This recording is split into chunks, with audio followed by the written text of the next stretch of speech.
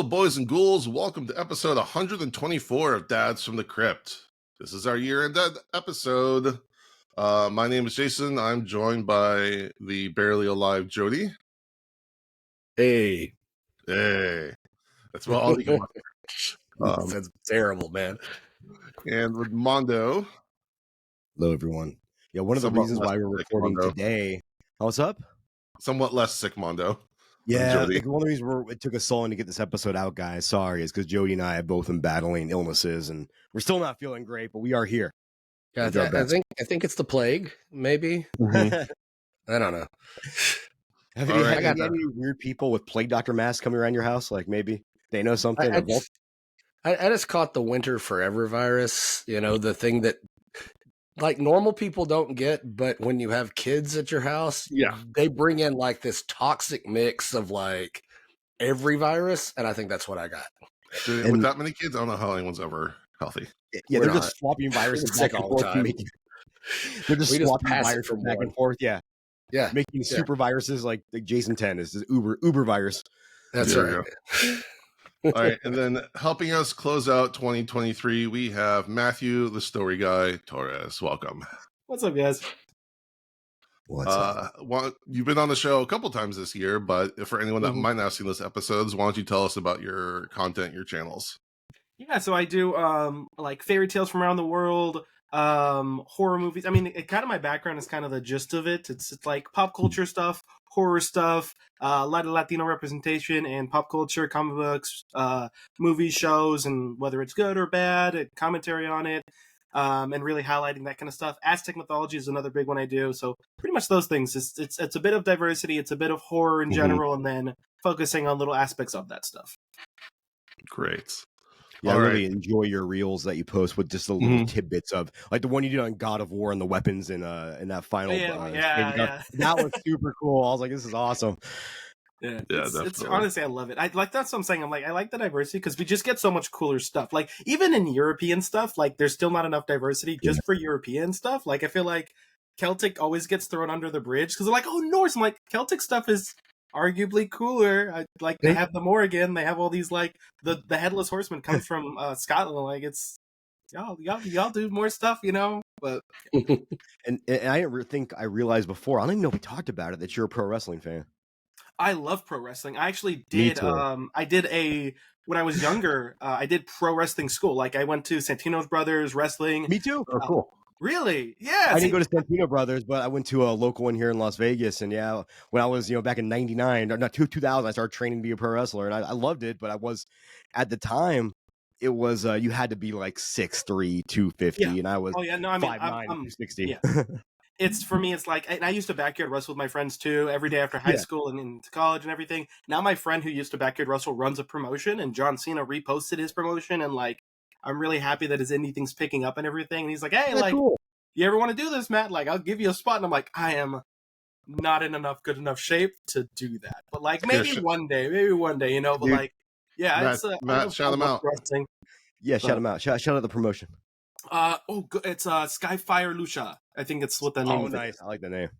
Yeah, Skyfire Lucha. He's not Latino, but he's like, I like lucha, so it's gonna be lucha. Like, I've said this before, and I think that like if you take someone who's never watched pro wrestling before and you show them Japanese pro wrestling, you have to understand why that works and why their chop battles work, and it's hard to get into. It's something you have to learn. It's kind of like your A24 horror films, and then you have your American wrestling, which is very storyline driven. Which if you just drop someone in front of the show and they don't know the storylines, it's not as impactful. Whereas lucha is like your slasher film, where anyone can just get down with it because it's just action and fun costumes. It's big booty Latinas and crazy dudes in masks jumping around. Like that's and I love it. Like it's that Lucha Libre for me in AAA is such a great promotion. Yes. It's been going on for like 100 years now. I think it's the longest running promotion in the world. Also, people don't realize Arena Mexico is one of the biggest. It's probably they consistently draw 6,000 to 15,000 people every night. It's wrestling, boxing is huge in Mexico. Yeah, it's on my bucket list to go see a show in Arena Mexico for sure. Dude, same. I'm especially at the Aztec. Oh, that's a dream. Yeah. So it's I love wrestling and stuff. Like me and Thunder Rosa like message each other all the time too. I met her at I got invited to an AEW event, and like she was there, and she like my son like, so he's like, oh, Dia de Muertos, and like the people, they were like, hey, like, do you want to meet the Latino? Like, we're not trying to like just like that, but like you do that kind of content, so do you want to? And I'm like, yeah, absolutely, like, yeah, throw me, like, I'll meet everyone, but yes, I would love to like sit and talk with like, you know, Thunderosa, and she was sweetheart, and we messaged each other, and she's the greatest person. And like Claudio Castagnoli, who's, I'm a big fan of Cesaro for years. We talked for 30 minutes about fairy tales, like reading our kids folk tales and fairy tales, and like him like being like, oh, you know, like I'm from Europe, and they were like, so I try to like show them the fairy tales. I'm like, this is crazy. Like I'm just like chilling here. Awesome. My son's eating, at least like we're sitting next to the buffet, so my son's just like munching on all this, eating all the strawberries, by the way. It's like munching on the food, and I'm just sitting there talking to Claudia. I'm like, this is the craziest, like, coolest thing I've ever done in my life. That's so cool. Yeah. So yeah, it's I met Andrade El Idolo and everything. So it's like, I love, and I knew who he was, but I didn't recognize the name and the face. And I was like, this guy's Silverman. I was like, it's like, so I love wrestling. I've loved wrestling. I watched yesterday the World's End. Me too. That was great. So yeah, sorry for tangent, but yes, if you ever guys do a wrestling thing or talk, where I will be there to talk. I love it. Jody's just like, I'm just cool. I just don't have to talk right now. So I'm gonna. Yeah. I don't know. I remember when AEW put the belts on Pentagon and Phoenix, like YouTube also being Latino, like that was like a huge moment for me. I was like, that's so cool watching them win on this giant stage and do it lucha style and really bring this style to the audiences, which is we don't see it enough, really unfortunately, nice. Especially in WWE. But hopefully that'll change sometime. We can circle back to this. It's not my song of the day, but the Lucha Brothers theme song too is fucking fire. Their theme song is awesome. All right, quick announcement before we dive in. For those that know, we are almost done with Tales from the Crypt episodes. So starting in January, we're going to start doing Black Mirror episodes. We're going to do the first and second seasons are only 3 episodes long, so we're just going to combine the first and second seasons. So that will be what we're covering in January and February. And then in March, we're going to do season 1 of Creepshow, which again is, I think it's 6 episodes. So that'll be March and April. Then we're going to throw in a couple movies to kind of fill out the time slots. And we have some excellent guests coming up. Creepshow's good. Underrated gem, guys. If you want horror TV shows, Creepshow on Shudder is an underrated gem. Not great. I'm really excited. There are some episodes though that are great. Yeah, agreed. They really have a lot of peaks and valleys, but the peaks are high peaks, which is fantastic. And every single episode without fail has a monster. So in the very least, I've seen most of the seasons. I don't think I've ever seen a bad episode. Some that I like more than others, but that's a good way to put it. And if you're a Walking Dead fan, a lot of the Walking, because Greg Nicotero did it. Yeah. So if he has half the cast on the Creepshow is just Walking Dead alumni. All right, so we're going to go into our we're going to do a couple different categories. So we're going to do our top 5 episodes. So each of us made a list. I kind of took the cream of the crop from there. I made a top 5. We're going to go around and do honorable mentions that didn't make the exact top 5. We're going to talk about some underwhelming movies that we're going to throw out there. And then just to switch things up a little bit, we're going to talk about some non-horror media. So movies that were not horror, whichever way you want to call it, books, TV, video games, music, etc. All right, so we're going to jump in and talk about our top 5 movies of the year. I'm just going to call on people to kind of start the conversation. Number 5 is Suitable Flesh by friend of the show, Joe Lynch, who actually I was messaging with him, and he told me he watched our Chillerama episode and said he enjoyed it. So nice. Oh, good. So I think we're a little bit harsh on his segment a little bit. So. I actually no. I told him that. He said, "No, trust me. For the budget that we had and the resources, he's really proud of it, and he's totally cool with." I think we brought that up too. That it was like we understood it wasn't a big budget production. Right. So he's like, no, I totally get it. I actually haven't seen it, but I want to see it now. If it's based on the thing on the doorstep, I like that story. It's loosely. I mean, honestly, though, that one you got to be loose because it gets really nonsensical if you really think about it. But were you a fan? If this was your number 1 movie, like this is your number 1 movie, so I'll let you talk about it first. Yeah. To me, the end of the year, I try to figure out what was the most enjoyable movie I watched all year. As in, like, what did I watch from start to finish or watch multiple times? I just had a great time from start to finish. And that's the one that just kept popping back in my brain. Artistically or with everything else that came out this year, I think anyone could argue that it wasn't there, but I think it's not going to be a movie that appeals to everybody. But if you like a good, hornier version of Reanimator, that's what this is. And Reanimator is one of my favorite movies of all times. And it's hornier than Reanimator. Oh yeah, yes. Okay. Reanimator 1 and 2, or like including number 3, where there's the penis that like crawls around. The entire series. It is. Well, I gotta watch this one now. You sold me on that, man. Yeah, it's I think it's a super fun movie. Heather Graham, who so good in it, and you don't expect her to play the role she did in this movie, and you can tell she generally got into the role and loved the role she was playing. I think all the performances were fantastic. And Barbara Crampton's in this too. Mm-hmm. Yes. Mm-hmm. Oh, this completely went under my. I'm so disappointed in myself. I had the biggest crush on Heather Graham because of Austin Powers 2 and Scrubs. Man, she is dynamite. So for the record, Soul Flesh is coming to Shudder just like a week or two. So it'll be. So it had like a limited release. It's getting I think Shudder will help it get its legs. Yeah, so I think it might have flown under the radar for a lot of people. I think they'll be rectified once it comes to Shudder. Yeah, I bought it on VOD because it was one of those movies that I kept seeing trailers for and hearing hype about, and it just sounded so good when they're talking about a horny Lovecraftian horror film. Because I mean, that's my shit right there. And if you could somehow throw some luchadors in there, we'd be set. Like El Santo and versus the horny Gorgon, and I'm in. Like, but I feel like that's a real movie. I feel like you're gonna be like, that's a real El Santo movie. I'd be like, yeah, I believe you. He fought werewolves. He fought the Los Loblinas or whatever, the Los Lobas. Yeah. Oh god.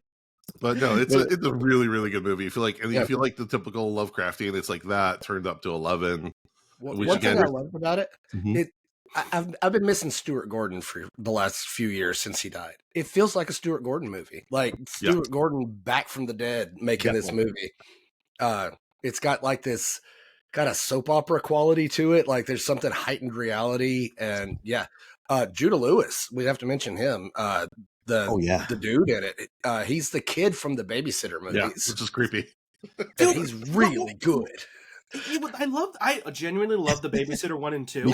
I feel like they're underrated gems. Like, and I think people forget. I think Jenna Ortega was in the second one too as the love interest. Like, man, I'm so upset I didn't know about this movie. This has never too late. Yeah.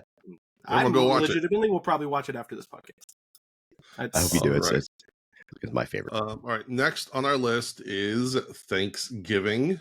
Jody, this is your number one. Do you want to talk about it, or do you want to cover? Yeah, no, let's go for it. No, it was my number one. I love a good slasher, and I especially love a good slasher with a good gimmick.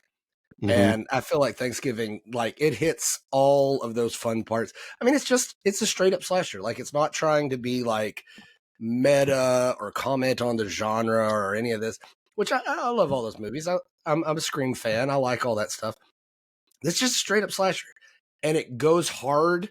The gore in it is ridiculous, and there are some scenes that I have not seen before. The turkey carving and the baking and all that stuff. Really, when it comes down to it, when I came down to deciding what my number one was, it was which one am I going to end up watching a lot?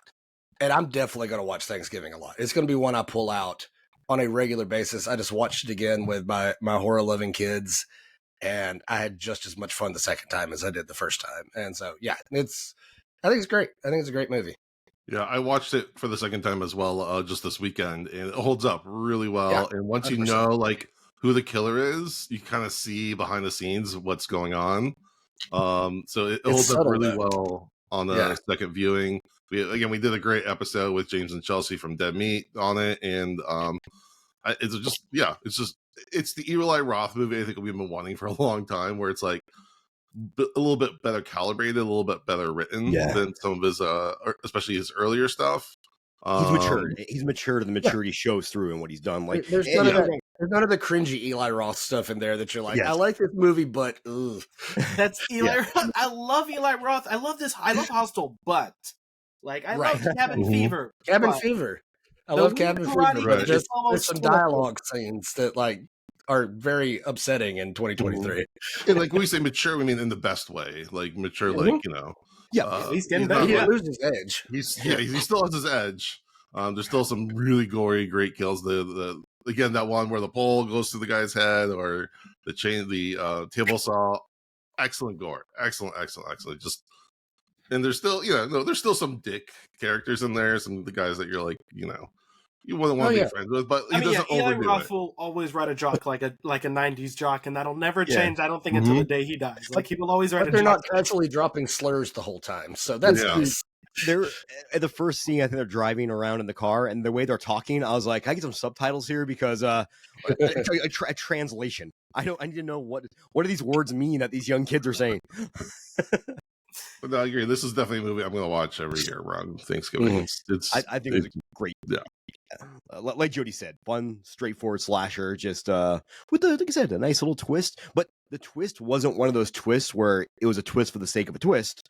There's breadcrumbs throughout the whole thing, and it all makes sense. I guessed the twist literally the moment I saw that character. The moment that character's introduced, I was like, "It's them. It's 100% them." I have no doubt. We don't want to ruin it for anyone, but again, once you watch it the second time. Because I hate it when a movie does they just choose a random person to be the killer or whatever. Then you watch it again, and then you're like, that doesn't make any sense how that person is it. This one you can tell they kind of reverse engineered a bit. Yeah. My wife was surprised. I'll say that. My wife was like, but me, I was like, did you not see that? Well, also they kept a good job with the red herrings. To keep them legit. So again, you can do sometimes I do process of elimination when watching these movies, and you kind of figure it out by that. But again, I can tell they thought about where's this person at this time, kind of situations. Okay, next up on our list is When Evil Lurks, which Matthew, you had number 2 on your list, so I'll let you talk about that one. Yeah, so When Evil Lurks is by Argentinian director. He made Terrified, which came out a few years ago, which was this really messed up, that Slender Man in the closet scene, at the beginning. He made a really messed up movie in the best possible way. And then he worked on, if I'm not mistaken, Satanic Hispanic, giving us not the opening, but the first movie, where I don't know if you guys saw it. It was that creature that's under the desk, and he sees the hallway. That scared the shit out of me, man. That scared me so bad. That was my scare of the year. So he's a very talented guy. And then we see once again with When Evil Lurks, of just this it's almost like a Mexican Supernatural, but more grounded. It's there's cleaners, and it's 2 dudes hunting evil spirits, but the gore and the violence and it's an American thing to never show dead kids. Latinos don't have that. Especially in this movie, there's a lot of violently gruesome deaths for kids. It's even me. I was like, are you allowed to show a kid's head getting split in half? I didn't think that was possible. He doesn't show them getting killed, but he shows the aftermath of it, and you're just like, oh, this is super hyper violent. And I like it because it's, like I said, it's just super. It's 2 dudes hunting an evil spirits, and it ends on a very sad note, which is something that he always does with his movies. He's like, hey, happy endings? Not in my movies. No. And this movie ends in the most messed up possible way. I'm not gonna spoil anything, but to me, it's I'm glad that it got enough acclaim that we're getting more movies down there. Because I felt nothing against the movies this year. I kind of felt like this year was kind of stagnant when it came to horror movies. I felt like there was a ceiling this year, and no one really got past it.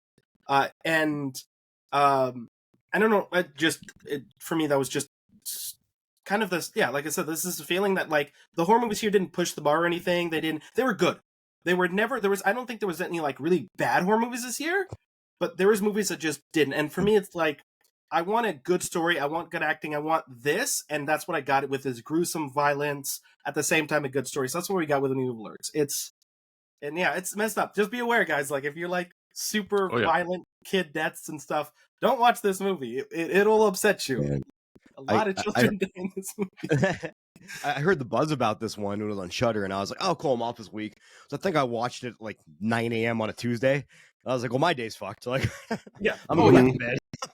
Yeah, this is one of those movies where you're I need to like get an ice cream and sit down and cuddle Right. something. Like It's one of those movies I feel like they should like airdrop a box of chocolates to you when you watch yeah, it. oh yeah, absolutely, yeah. It's messed up, But in the good, but not like in an edgelordy way, or Yeah. like, you know, Right. it serves the story. It's what would really it would make sense.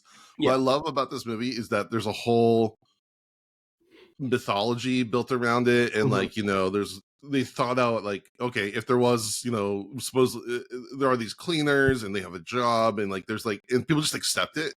It's not Yeah. like, no, this can't be. No, it's like, you know, okay, this is just life now. Yeah, that's what I'm saying. And it was such a Latino experience. Because watching that, I'm like, yeah, like these responses that are like, yeah, evil monsters, and I feel like people are like, no, they couldn't, and Latino's like, no, yep, definitely.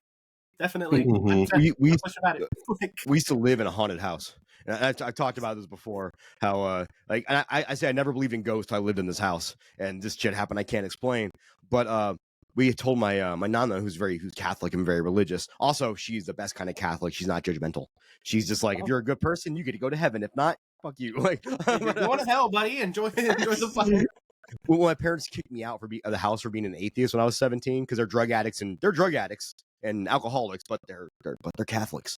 My nana took me in for the night, and she was like, "Mijo, God rather have nice atheists in heaven than shitty Christians." Drug addicts. Yeah, so, but she wouldn't come into that house when we told her we thought it was haunted. And I think when you live in like the Mexican culture and you realize that superstition and that belief in the paranormal is very much there, and it's very real. Yeah, I would say most Latinos aren't even religious. We're just superstitious. Like it's like we go to church or we do these things out of like sheer superstition, not actual fear of like religion. It's just like, oh, like because you know it's this history of like a little bit of this indigenous culture history of like these things are real. Whether this like and combined with this really Catholic like penance and God and like fire and brimstone, and together it kind of just like created this really like desensitized. Everything's gonna kill you. You're gonna die. Ghosts are real. You know, use your smudge sticks. And my wife still does it. She smudge sticks, and we have salt in front of, you know. And it's like, to me, it's like, wouldn't say that I'm religious or like anything, but it's like, my wife still does it. We still do the egg on, you know, roll the egg on the body. Like it's just standard practice. But there's just so much going on in this movie. Like, as a father of an autistic child, not like nonverbal to the point of the child in this, but I feel that parent stress of like, man, you're in a shitty situation and you have a special needs kid, and that just compounds things. Yeah. So that I thought that was a really interesting angle. And I thought they handled it well, because I feel like they handled it very certain well. movies, it's my nephew's autistic, and to me, it's like I feel like certain movies would portray him like not in a good light, because it's, you know, but this one I felt like it was reasonable enough that it was from the perspective that I felt like I don't know if the guy does or doesn't, but I feel like he did his reachage on this one. No, yeah, I thought he did a fantastic, because for a moment I was like, how did they get an autistic actor to do this? I'm like, well, no, it's probably a non-autistic person who did a really good job. You never know. They filmed this in Argentina. At least he's not nonverbal, because you know he kind of breaks character, or you know, his character shifts for a little bit. Yeah. You're right. I was like, okay, because for a while I was like, wow, that's really impressive. They got, but again, as from the father perspective, we just happen to relate to those characters and just like the shitty situation they're thrown into and how stressful that is, and just all the crazy crap. It is a very fatherly movie too. It's very. The only reason why this one didn't make my list is just because I haven't seen it yet. Because this year has been. I have a lot of teenagers. So we watch movies together. This is one that I know for a fact I want to watch by myself. I don't want to watch it with the kids. This is a me movie, but I just haven't had the chance yet. So I know it's going to be at the top of my I know it. Oh, Jody, it's up your alley, dude. It's right. 100%. I know it is. I just have to find the right time. How old? So I was going to ask you if you'd seen it, because it wasn't anywhere on your list. And if it was on your list, it'd probably be our number one. No, yeah, no, I know this is going to be a movie I love. I just haven't had a chance to. The ones that watch with me, like the youngest is 12, and she watches horror movies with me. This is not a 12-year-old movie. You know? This is. We'll get to this one later. But it's as soon as I get a chance, I'm going to watch this one, because I know it's going to be my kind of thing. This is my number 3 of the year, and my first 3 literally could have probably all been interchangeable. Well, yeah. Because they're all fantastic, and then probably 7 through 10 are all interchangeable, or whatever, not 7 through 10, whatever number, numbers are all probably interchangeable too. Because I really had a hard time like ordering my of what I wanted, because there's so much, just because there's some real highs and then some good stuff. Yeah, I was gonna say there was some low lows, but it was good. This year I felt like we got a solid chunk. Nothing too great, nothing too bad, just solid. Well, also, like, in a year where we had an Exorcist movie, and which was just so plain, so safe, everything they did, and you compare that to When Evil Lurks, which is, again, a possession movie with possessed, kids and all kinds of stuff like that. Like, that's the balls that we wish the Exorcist movie would have had to actually do something interesting and different. And I think they're gonna have to. Maybe they'll hire the guy who did it, When Evil Lurks. Oh my god! They spent $500 million on the rights for The Exorcist, and the first one made $100 million, and they're planning a trilogy. So those next two need to make at least $200 million to break even. Well, I think I heard that David Gordon Green said he's taking a sabbatical from writing, and they're like, "Yeah, you should at this point, dude." Like, and not even a knock on the guy. Like when he wrote or co-wrote Halloween 2018, I loved that movie. Absolutely loved it. I think he had a great idea and just couldn't materialize it the way it should have materialized. And I think and writer's burnout's a real thing, so it could just be that. So I still hope the best for the guy. But I never wish for any filmmaker to. Well, we'll talk a few. But, we'll talk more about that one in a minute. Actively go out of the way. I want to move on to number 2. I'm going to cover this one. This is Satanic Hispanics. I had this as my number 2 movie, and by far the best anthology movie of the year, if not the best anthology movie of the last couple years. Largely because the fact that a movie made me laugh, made me kind of want to cry, and made me like scared. Like each segment had like different emotions, which a lot of anthologies try to like go for the scares or the funny, or they all kind of have a theme. But this one, each segment was actually did a good job of making you go in different places emotionally and themes.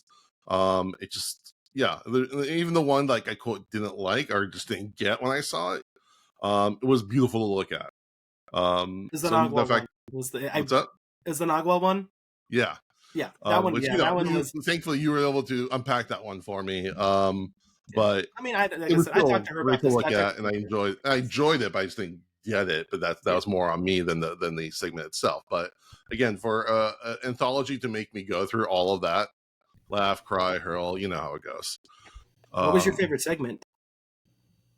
Oh man, probably that's really tough, because the one with the vampires, the Dracula was so funny, so heartfelt.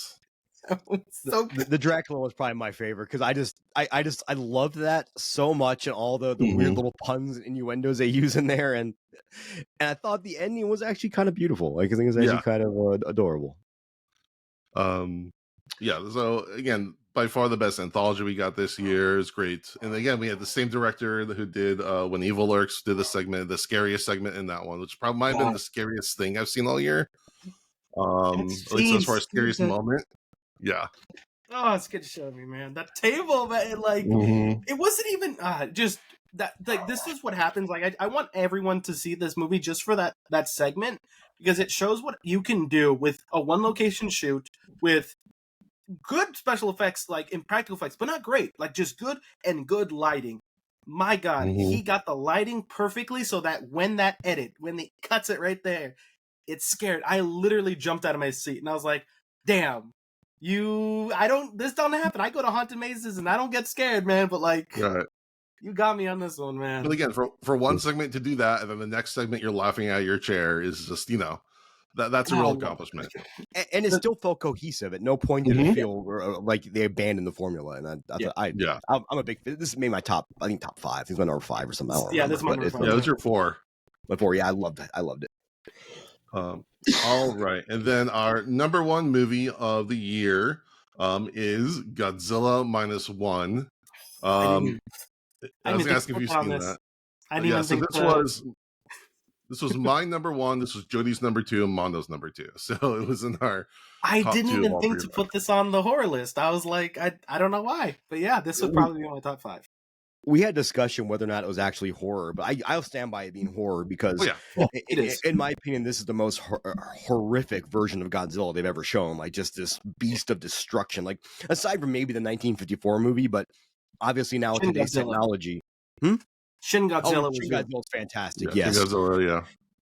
But I really love the way they portrayed Godzilla in this. And not to give away any spoilers, but the way they show his progress as a creature. And then I am going to spoil a little bit. And the scene where they put the depth charge in his mouth and it explodes. And then you think, oh shit, did they kill him? And then the head starts regrowing. And it's like, oh. Yeah. And to not only be one of the best kaiju movies I've ever seen, but also be just an awesome human story. To where someone was chopping some onions in that theater towards the end when, I saw it twice in the theater, and I probably would have gone and seen it a third time if I didn't get sick. Yeah. To me, it's like, that's the big thing about kaiju movies. Everyone's like, oh, kaiju. The human aspect is what is 90% of the movie. If you don't make us care for the humans, we won't care for the kaijus. Like, you got to give us something other than giant monsters, because you can't have a movie that has $1 billion budget with CGI monsters all the time. And I think that's something that the American monster movies, the Kong and all these Godzillas, isn't getting. They've given us 5 or 6 movies, and I can't honestly say I remember the name of a single character from any one of those movies. Yeah. Oh, I love the Legendary series right now, just because it's a fun, like, bombastic series. Absolutely. But it doesn't have any, like, emotional impact, you know? Well, I will say one thing. My favorite of the whole series is Kong Skull Island, because you get John C. Reilly's character, who does have a story. And I'm not going to lie, I haven't watched that movie in forever, and I was watching it back on an airplane. Spoilers if anybody hasn't seen it, but it's 10 years old now at this point. When he goes back to his family at the end, like, I was in the airplane, like trying not to start crying. I'm like, God damn it, I'm getting old and soft. But I think, like you said, I think that's one of the most important things. And Godzilla 2014 had that too, with the army. I can never remember character names, but the army guy trying to save the kid. And there's a scene where they're laying on the train track while Godzilla's walking by. And while there's no carnage there, you really feel for the characters. And that's what, like you said, that's what this movie really did. It really pushed those characters. Like I wanted to see everyone succeed. Yeah. Like, you could take Godzilla out of this movie and just have a post World War II drama, and I would have been still like, this is probably one of the best movies of the year. Yeah.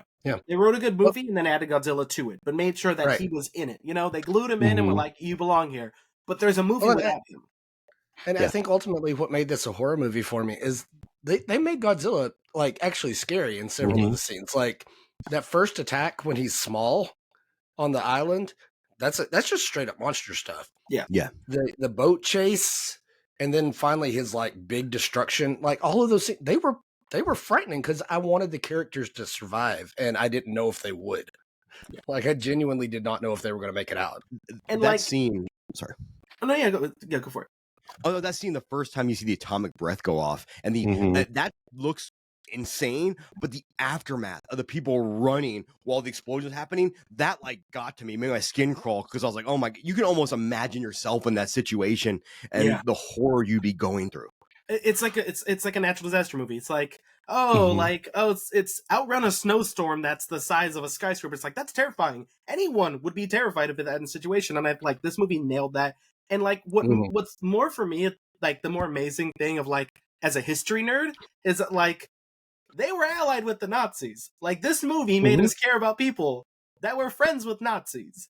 And they did it in such a way that didn't ignore that, but at the same time acknowledged everything that's going on and their point of view of it, which I'm like, you guys did a good job at this. Like, I still don't know if, like, Chinese people would watch this movie and be like, oh, I feel bad for you. But, like, I feel like everyone else is like, yeah, you did a good job. Like, it's really, because I know that's a big thing for them too. That whole, like, history of, like, a lot of Japanese people are so like, were we the bad guys? Yes. And some people are like, no, we were, and we got to atone for that. And I think this movie really took a step forward in addressing all of that. Well, I love how you had. Well, I love how you had the I guess the kamikaze pilot who refused to do his mission because he's like, no, like, why am I going to kill other people and kill myself? And I think the characters that were ex-military all had they kind of showed their internal struggle with what they and all of them were very anti-war. They all kind of talked how they were all against the war. And then I forgot the younger character talks about how he wishes he was in the military and he wishes the war is still going. And the guy's like, no, never say that. War is terrible. Yeah, Yeah. I get how they're trying to definitely toe that line and play that line. Like, not saying the war didn't happen, but that the characters are supposed to care about. Yeah. They didn't align with those beliefs. Yeah, I like I said, like I'm a huge history buff, so this like seeing characters, especially in Japanese like anime and everything and movies and stuff, where like because being repentant of like World War II is something a lot of people in Japan don't do, especially in their movies. So for them to be like, we were on the wrong, they're looking at the graphic, we didn't like that war, that wasn't a good war, and I'm like, that's really bold because that's it's just something you don't usually see. Well, Right, it's and kind of then crazy because if you ever go to Germany, Germany has built museums and monuments to show like where Hitler did his speeches at, and basically saying, "Hey, we don't want this shit ever again." Yeah. And they really, and in their culture, it's very prominent that it's very almost, and I mean this in the best way possible, anti-Nazi, where you can't even like some of the shit when people complain about the freedom of speech getting canceled in the United States because they're going to their Nazi marches, like you could go to prison for that in Germany because that's how adamant they are. No, you don't even joke. That's like one of the things. Like they don't even joke about that. Like that's not like Nazi jokes. Not in Germany. Nope. And what I mean though is, but Japan, I think their regime, the government time, tried to kind of bury that and try to make themselves seem like the victims. Which, granted, I'm not saying we should have dropped a bomb and killed that many people. I don't know. I'm not the right guy to. That's what have this movie discussion. said. That's what I liked about this movie because it was like, hey, like this is kind of like the karmic force, but like, is it too much? You know, like little Godzilla would have been something, but like, is big Godzilla too much of a? You know, it's like someone punches you, so you stab him in the face. Like, is the where's the middle ground there? You know, like you took a step too far, and I think this movie's. I don't know. I accidentally or not, like, kind of addressed that for me. And we prefer thick Godzilla here, the big booty Godzilla. That's what my son called Godzilla. Like he saw the Godzilla, and he saw like the old school with the big thighs and the big tail, and he's like, "Oh, that Godzilla's thick." I love when he's chasing the boat and his head just comes out of the water, and because the first guy thought, "Oh, that's my dog when she chases her toy. That's what she looks like. It's so cute." It's exactly. It's like, oh, that's so cute, and then he murdered. Oh, murder. Still cute. Still cute. All right, so that's our top 5 movies of the year, and now I'm going to give the ones that didn't make it, and I can talk about them really quick, and then we can kind of go around and we can add anything. So some of the ones that didn't make it, Megan, just such a fun movie. It was so fun. Oh, I totally so much fun. Man, I totally forgot that came out this year, and that I like Megan a lot. Megan probably should have made my top 10. I want the next one to be rated R. I must be absolutely clear. I know, but unacceptable PG-13. Well, they did have the unrated cut or whatever on 20 seconds shorter than the original. Yeah, I know. Really? It's just a couple different shots. Yeah, I never saw. I only watched that version, so I don't know the differences. But it's not. Next is Infinity Pool. Again, that's I haven't seen it. Really interesting. I don't know how to quantify that movie. As long as I came out like, okay, that was a movie and it did stuff, and anytime you get what's her name, Mia Goth unhinged, I'm here for it. But was it so like Skinamarink? Okay. What's up? Are we going to talk about Skinamarink? I mean, so that is actually one of my honorable mentions, not because I would say it's a good movie, but it got people talking, and I don't think that's a bad thing, because some people liked it, a lot of people did not. I fell asleep during that. I will watch it in like 3 or 4 years. And the reason why I say that is because I heard so much chatter on both sides about it.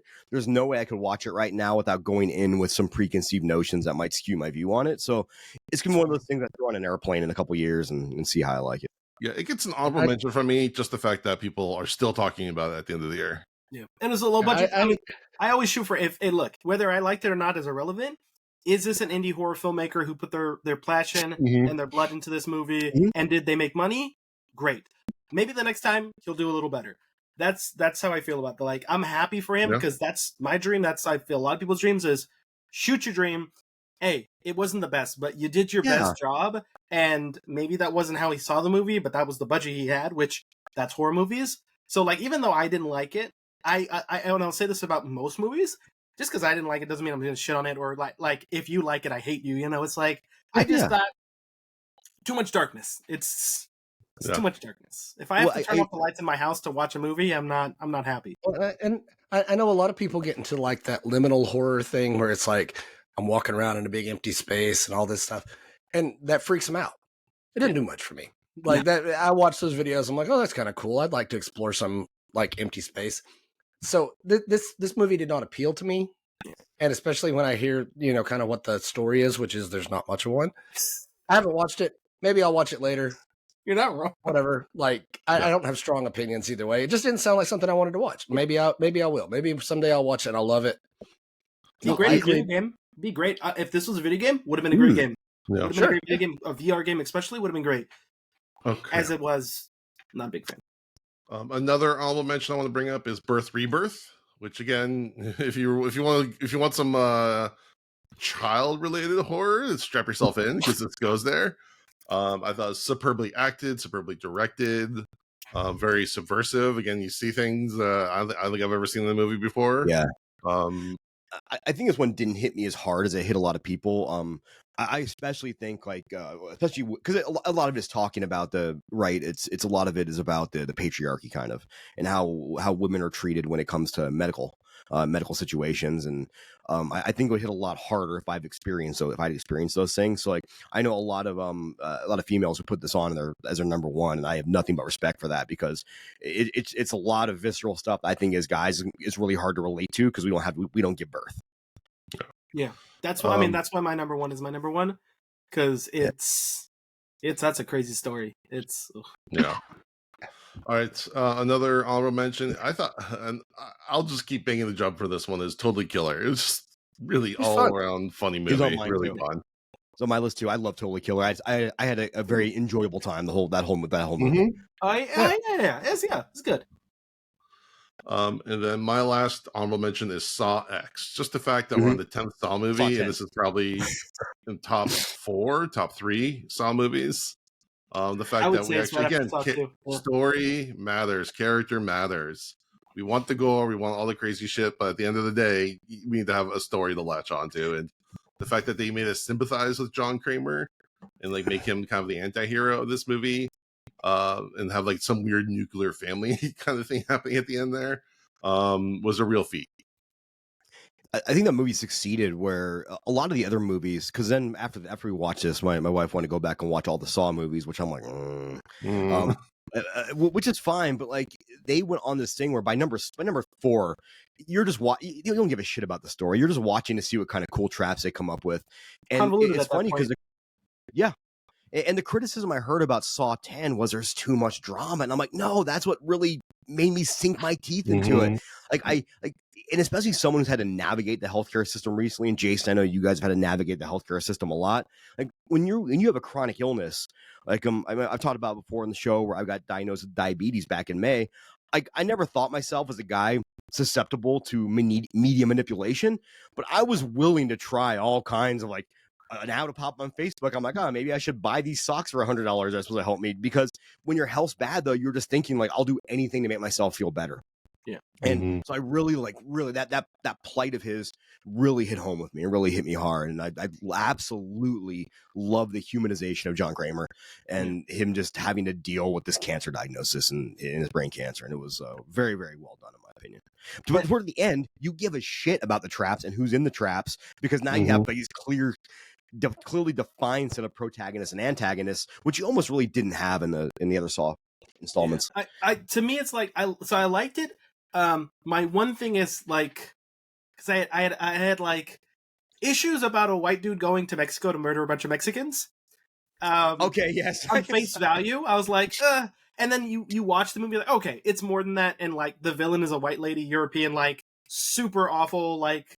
So I was like, and so from that level, I'm like, okay, it's a little better. But then like, because there's this, for those of you that don't know, it's like in Mexico, medical services are really cheap, and it's a very, very, very common thing for Americans to go to Mexico and get, especially like dental surgery done for literally like 1% of the price. It's really, really cheap. You got to be careful where you go. 90% of the time, it works out fine. But there are some times where it doesn't. And I kind of wish they would have dived a little more into that, because that is a real life thing that people actively deal with. And that is a problem with the medical, is that like, you want pills, you go to Canada, they're cheap. You want surgeries, you go to Mexico because it's cheap. So it's like, I wish they would have explored the dynamic a little more. And then like as an Aztec mythology nerd, when they brought up Tlaloc, which they mispronounced several times, like that's not the guy to use. That guy, like, he's the god of rain and storms, and he's not the god of sacrifice. Like, his also preferred method is drowning children. That was his sacrifice. So I'm like, you picked the wrong Aztec god. Like, there's Xipetotec, which is, his name translates to the Lord of the Flayed Ones. And he is all about rebirth and about, like, wearing people, like, him and his priests would literally wear people's skins. And, like, that was his thing. And he was all about, like, second chances and rebirth to live again, we must die. So he's like, because that's vegetation and corn. And he's the god of, like, farming. And I'm like, that would have been a great, that was the god they should have chosen, because that's what, at least in theory, John Kramer does. He's about rebirth. He's about sacrificing and literally flaying yourself to like rebirth yourself into a better person. And I'm like, you missed an opportunity. And I also feel like if you're going to bring up Aztec and all that stuff, and he's going to be in Mexico, maybe it would have been a little too on the nose, but this is Saw once again. Why not do some like Aztec Mexican traps? Why I've always thought the traps are getting to a point where you're like, hey, this is dumb. Like, you guys are doing too much with these traps. Like, this is too much. And I'm like, you're in the city. Like, if you're gonna use Aztec stuff, have a trap where it's gonna rip out someone's heart. Have a trap where like you gotta flay your skin. Like, have these simple mess up. Like the leg thing was gnarly. Loved it. Oh, like the lady that's swinging in front of the the lady that's swinging in front of the radiation machine. Yeah, I was like, this is silly. And then it targets her. I'm like, yeah. Too much. I hated that. Actually, that's a trap I hated, because I'm like, she'd have already dislocated both of her shoulders. Like, that thing would have torn off her wrist. Like, it's not. Yeah, that's the one part I didn't like. But I'm with you on that. And you bring up, I need some book recommendations from you now about Aztec mythology, because it's something that my grandma used to talk about that I never really dove into as much as I wanted to. But like you said, if they'd have just made that one little change with the god, none of the American audience would have picked that up or cared. But someone like you, the Mexicans would have mythology. It would have enhanced the movie and took it to a different level for you. So I kind of love that. And it's one of those, like I said, it's a nitpick for me, because I'm just like, you guys, you could have done a little more. You could have done a little bit more on this. But I'm happy. The casting also is a big one. I'm happy they casted actual Latino actors. A lot of times they would have just casted Spaniard actors. I think they only casted one, but I'm okay with that. So for me, it's like, just from a background point of view, I was happy with it. But yeah, on surface level, to me, and I know a lot of other Latinos felt this way, we're like, is he murdering brown people? Like, and I feel like if they would have just kind of clarified that there was a villain in this movie, which, why have we never got a villain before in Saw? I don't know. Exactly, I hope the next Saw movie we get a villain. Maybe we're gonna see this villain. Is that a spoiler? Yeah, I guess it is. Maybe. It's fine, but it's been that long. Yeah, and I really hope they bring her back, because she was a great. Bring her back. I want more. Like, make another sequel to this, which technically this is Saw 2.5, so we'll probably get Saw 2.6. I'm okay with that. John Kramer is the actor who plays him, Tobin Bell or something. What's this? Yep. Yeah, great actor. Like the movie. But I just want to say, it goes to show that, like, sometimes you're like, is this movie a little messed up? And you go and you're like, oh no, it's not. It's just bad optics when you first look at it. So, I mean, and it was it's not like Europeans have ever gone to Mexico and messed stuff up before. So it's exactly, that's what I'm saying. I'm like, that's it's like. And that's another thing. I wish they would have talked about, like, Europeans coming to Mexico and screwing over the Mexicans and the locals. Like, we've seen that before, but they, like I said, he didn't really touch on this stuff that I feel like it was an open swing to hit, and he kind of just didn't make the movie worse, but I think it could have made the movie better. All right, so those are all my honorable mentions. Jody, is there anything on your list that you want to bring up that didn't make the cut? Yeah, no one will save you was a lot of fun. I didn't see it. Yeah, aliens and a silent protagonist, and I think it's really well done. There's a couple times that it's a little stretched with the silent protagonist. There's some moments that I'm like, man, she would have said something. Like, it doesn't make any sense for her not to talk here. But I appreciate the commitment to doing something different, making something interesting. Yeah, there's some cool scenes, cool aliens, like the multiple kinds of aliens. The long-legged spider one was really cool. So yeah, I enjoyed that a lot. No, it was a good tense movie. I enjoyed it. Yeah. Would you have preferred if they were all practical? Did the practical to CGI not as much? It was not the biggest budget movie, so there's a lot of CGI, but yeah, I think they did okay with it. VHS 85 is one that was on my list. I thought it was really good for a VHS movie. There's some great segments in there. So we've talked about this one on the show. I don't have to go into a ton of detail, but yeah, no, I really thought this was a good VHS entry. That's one of those series that when it hits, I think it hits really well. Sometimes not so much, but this was one of the good ones. The scene in there from Mexico City with the famous Mexico City earthquake and how they show like again, I'm going to butcher this name, Matt. I apologize. They show the rebirth of Mictlan coming to create havoc. Mictlan, yeah. Mictlan or Mictlantecuhtli, depending on how you they're the same thing, right? Yeah. That I thought that segment blew me away because again, as a guy who's trying to get more into Aztec mythology because that's where my ancestors are, that hit me really hard. And I still remember, my grandma years after that earthquake happened, they still talk about that earthquake because so many people lost lives in that, and it was and how they tied that real historical event into that segment really kind of blew me away. And the woman who directed that, she also directed, I believe, a segment for Satanic Hispanics too. Yep. Yeah. Gigi Guerrero. She did she did this one. She did the God of Death in VHS, and then she also did the Nagual in, which I've told her too. And also, if you guys want to check it out, she did one for was it? It's not Creep Show. It was an old like Fangoria kind of show on YouTube where there was like the Monster of the Week segments. She actually said that's how she got her start, was doing that. So if you look her up, Gigi Salguero on YouTube, look at one of her monster shorts. She's always been really big into indigenous Aztec mythology and everything.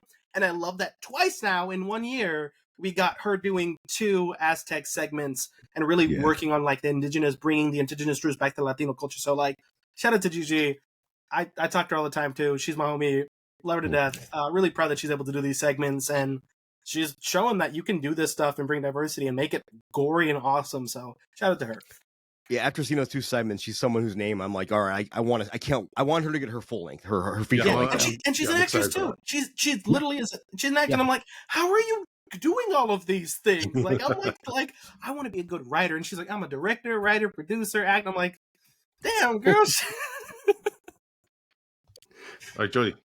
All right. I had to include one from Chattanooga Film Fest this year, and I don't think this has got a wide release yet, but there was a movie called Trim Season that we watched at Chattanooga Film Fest this year about some people who go to trim pot, basically. They go to trim the marijuana to get it ready for distribution, and a bunch of crazy stuff happens. It's witchy, folk horror, great acting.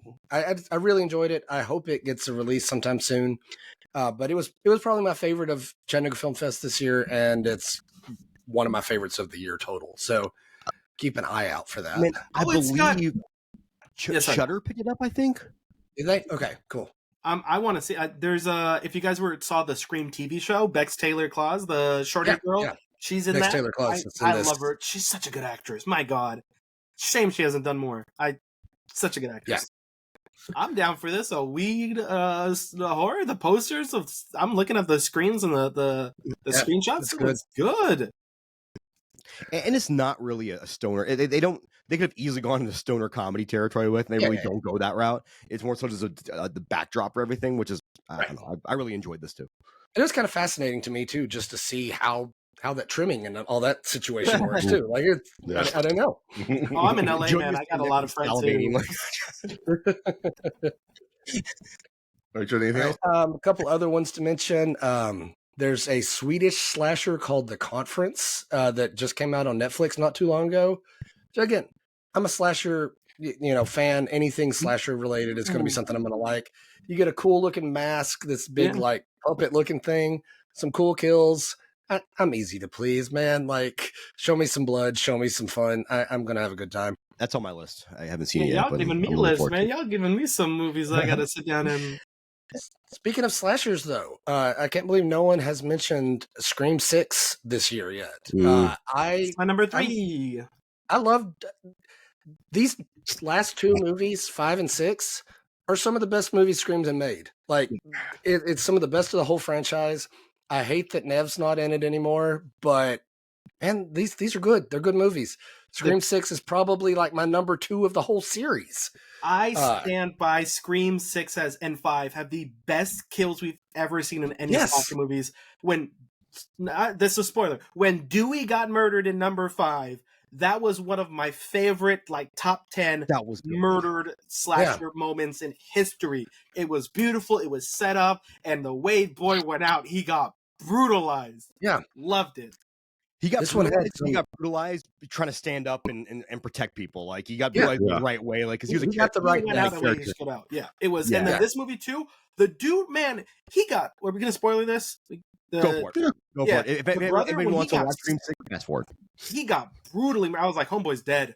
Homeboy, like the dude was, and I've met him too. Nicest guy on the planet, man. When he got brutal, when the brother and sister were just like, I was like, oh, he's dead, and he lived. And I'm like, dude has been stabbed so many. The fifth one too, he gets stabbed a whole bunch. Yeah, he gets stabbed both movies.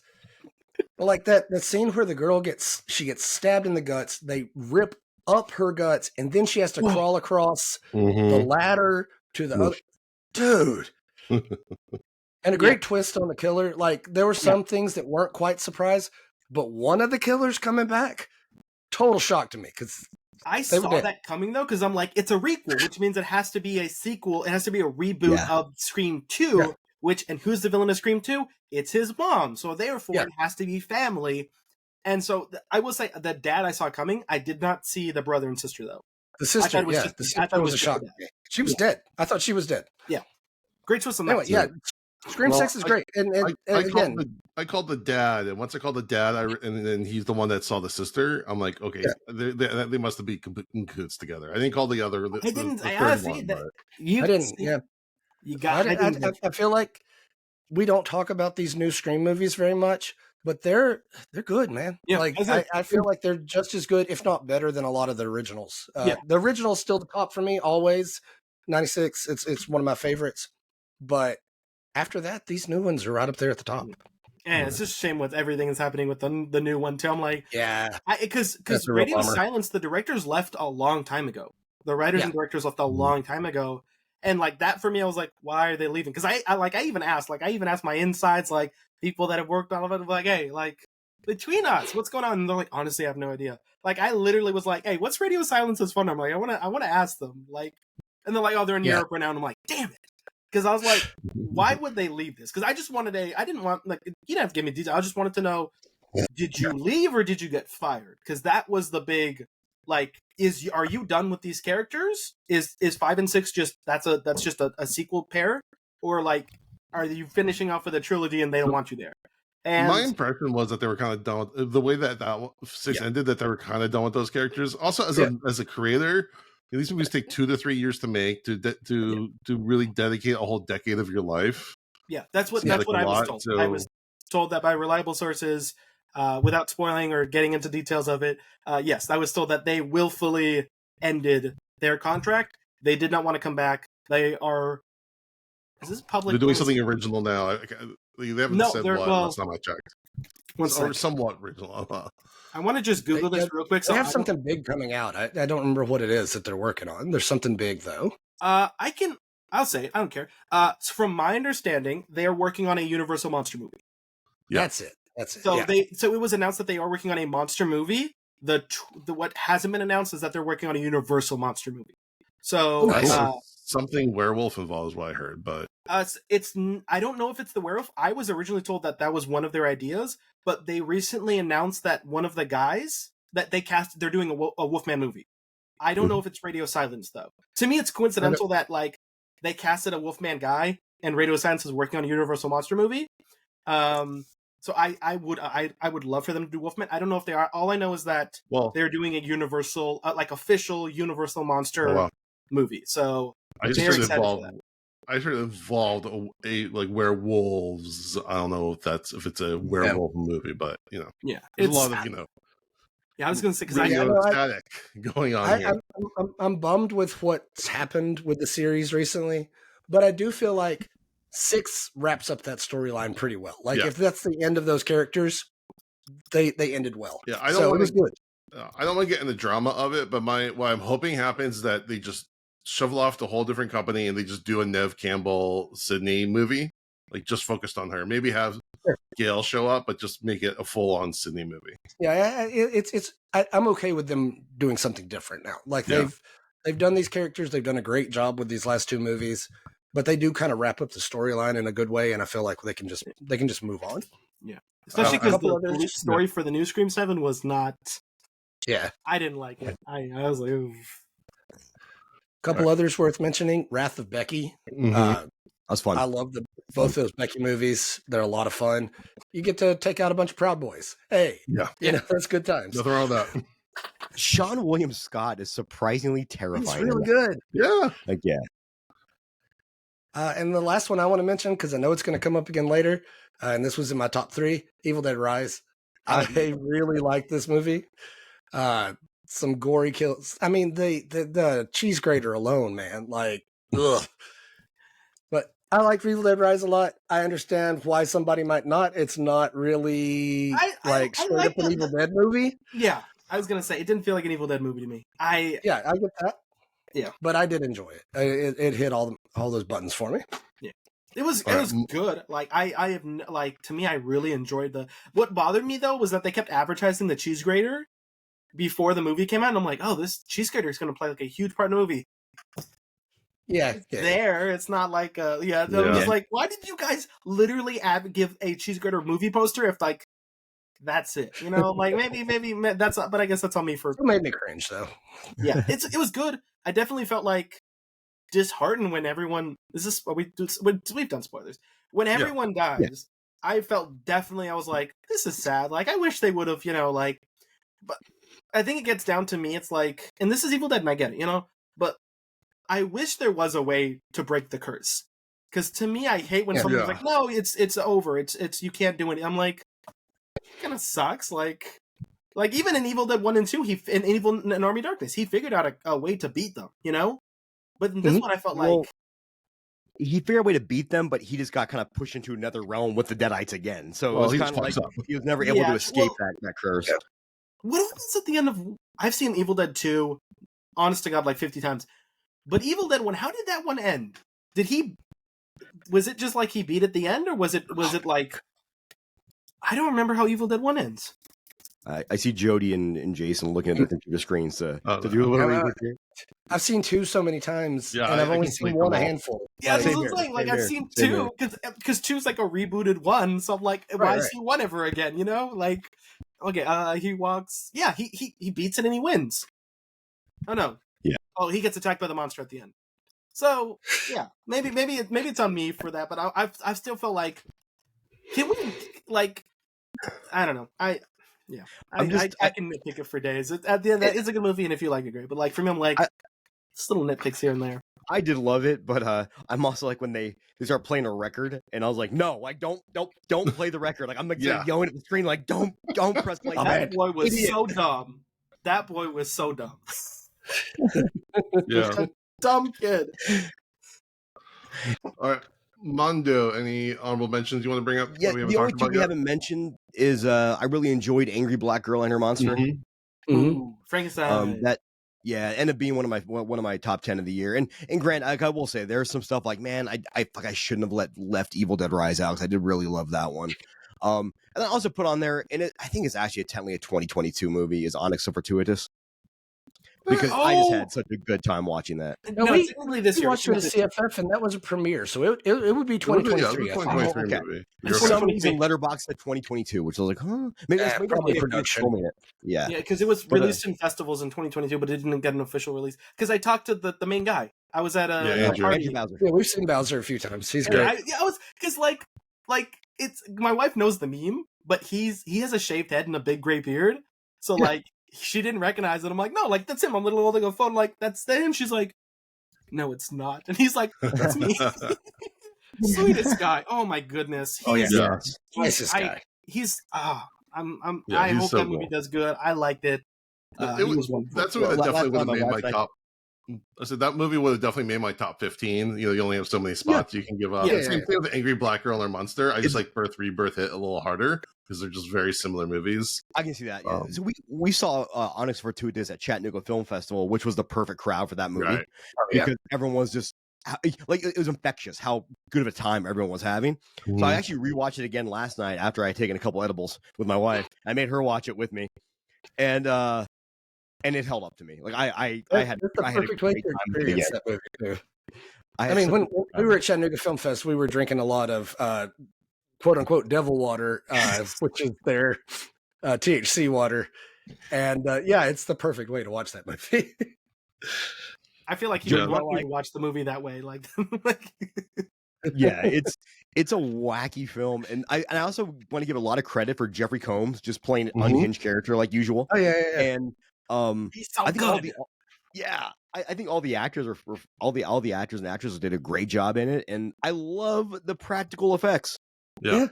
Those zombie things. Yeah, they're super over the top and ridiculous, and I love every bit of it. Like it's meant to be. It's not like it's bad effects they couldn't afford good effects. It's like, no, that's perfect. Like stop right there, whatever you're doing, and that's the look we're going for. No, it's earnest, scared, stupid for adults. Yes. Like that's what it is. It's I'll fully admit, earnest, scared, stupid. I'll firmly admit, for a Kickstarter movie, this is way better than I was expecting on the production and effects level. Oh, yeah.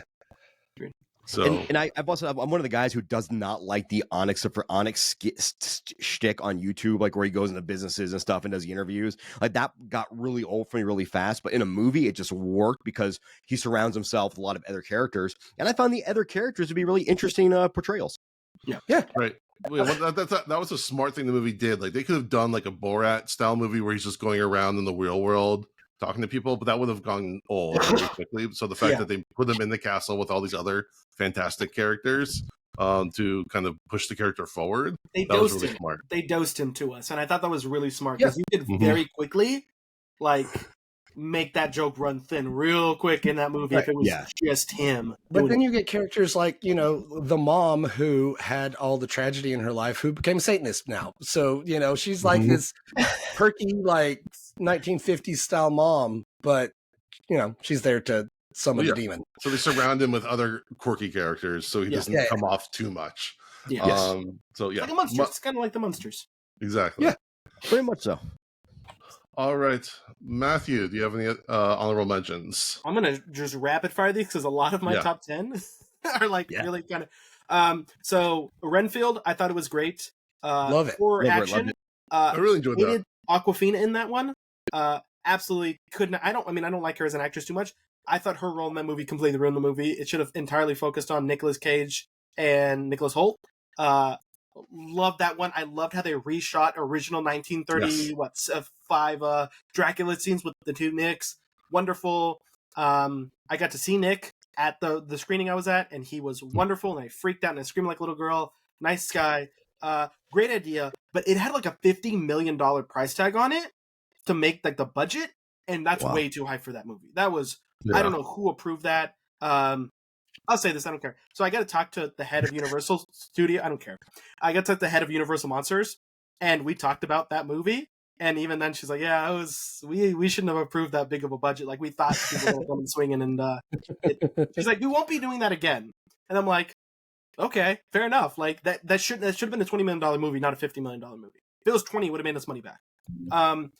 So that one was good. Boogeyman, I think, as far as Stephen King adaptations go. I haven't seen that yet. It's on my list. Okay, so I won't spoil anything. It's based off a novella that he wrote. Even I don't even want to call it a novella. It's like a 10-page short story. He wrote like 40 years ago or something like that. It once again, child murder. Careful. If that sets you off, don't watch that movie. Don't watch the first minute of it. But as far as Stephen King adaptations go, I thought Boogeyman was really good. Having said that, the two main characters are dumb idiots. They are those two girls are the dumbest dum-dums I've ever seen on film. Still enjoyed the movie because the monster was great. Love the monster. Last year, Smile was my number one pick for movie monster. This year, it's the Boogeyman. I think he was great. Malum is also on my list. We're shooting that one out. Yeah, that is a remake of Night Shift, but from the same director because he's like, hey, The Last Shift. So, The Last Shift. Yeah. So The Last Shift. So they remade The Last Shift with a budget, and they gave us Malum. And my God, I thought he did a great movie with the budget he had and the monster and everything. Once again, great movie. So I don't know if you know this, but there's a lot here, at least here in California. I think that you have them too, and in Vegas we have these. They're called Aztec theaters, and or Mayan. Maybe they're called Mayan. I don't remember. I have to look at the name, but they kind of build these really nice theaters in historically poor parts of town because the mentality behind it is no matter how much money you have, you should be able to have a great movie going experience. Yeah. And that was the only theater in town playing Malum. I took my daughter out there, and we loved the theater, loved the experience, and had the best time watching the movie. She won't watch it again because it scared the shit out of her. Yeah. Oh, it's surprisingly scary. It's unhinged because it's not only dealing with cults, it's dealing with like fantasies, like magic cult shit. So great job. I met the actress too. What a sweet young lady. Like, she's so nice. Because I got I was a +1 for the red carpet for that. For one of my friends, Ivory. And shout out to Ivory, Horror Movies and Beyond. Sweet lady. And so she brought me, so I got to meet the whole cast. And they're the nicest people. They were just happy. They're like, hey, we didn't even think we would get the first movie made, let alone this one. Yeah. So love it. Also, this is going to be a shot in the dark, but Batman, The Doom That Came to Gotham. Everyone's always talking about like Lovecraft adaptations. I've heard of that. It's good. It's the Mountains of Madness. It's Batman and the Mountains of Madness. And so if you're like a Lovecraft fan and you like Batman, this is a must-see for you. It's a 1920s Batman fighting Cthulhu, like, and it's a horror. It's horror. It's not like Batman swinging, and it's like, because they've done a few of these, like Gotham by Gaslight. That one was really that was horror, like straight up. That was So if you're thinking like Batman superhero stuff, it's a horror film. Like, I forget who it is, like the Penguin or something gets like brutally murdered and like organs ripped out. It's R-rated, so I just want to shout out that one. And then if I could, my number one pick, Huesera, The Bone Woman. It is a Mexican film, and I loved it so much because it is a movie about a woman who is pregnant, and she gets pregnant for, I'm going to spoil this, by the way. She gets pregnant for the sake of what society wants of her. She's a woman, so therefore she needs to get pregnant because she has a husband, and that's what women are required to do. They get pregnant, they have kids. And we've seen that. We've seen that kind of plot a few times in horror. And the monster goes after her, and she goes to some brujas and all this stuff, But what I really like, once again, giant spoiler, so she ends up leaving the kid behind. It's not like killing the kid or anything. She decides at the end of the movie she cannot be a mother. She's not equipped to be a mother, so she leaves the kid with her husband. And it's a heartbreaking decision, but she does it. And at least I've never seen that in a horror movie where she's not a bad person for doing that. Because, like, look, I'm a father of two kids, and I'm all about the autonomy of a woman. And so to me, it's like this idea that it's kind of revamping this idea of what a woman, because not everyone was made to be a mother. Not everyone was made to be a parent. And it's really this kind of thing of like, oh, especially in Latino culture, you're a woman, you're a housewife, you do this, have a kid. And she kind of comes to this decision of, what's up? Oh, I will wait. Mine shows it's still recording. Yeah, I'm still recording on my end. Maybe it's just you, Jason. Why, Jason?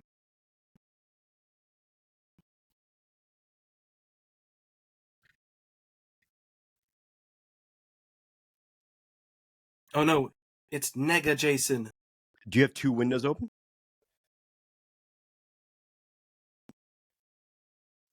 I always I like negative thing, but I feel like Nega Jason sounds too much like another word that has an N and a G in it.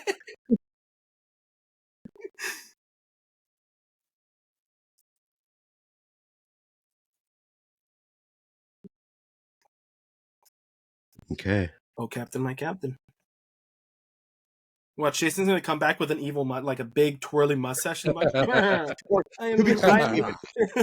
He'll be clean shaven instead. That'll be his villain arc. Like, hello, I am the Jason. What, Jason? Is he gonna come back as evil Jason? No, there he goes. No, yeah, you got the little recording dot now. Okay, there we go. Yeah. But yeah, no, it's just, to me, I really like this idea of a woman realizing that she is not, because not everyone is, and I'd rather a child be raised by someone who loves the child than someone who will have no love towards that child.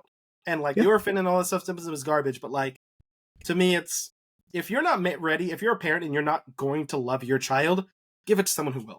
Like, there are plenty of people out there who will love that child, and they'll have some trauma, no doubt. Oh, sorry. Hey, shh. Chihuahuas. This is why you guys don't get chihuahuas. I have a chihuahua. I get it. All right. Now, so anything else on that one, Matt? That's what I got to say about that. That's my number one. I really enjoyed that one too. I forgot it came out this year because I think it came out in 2022, but got a wide release this year, right?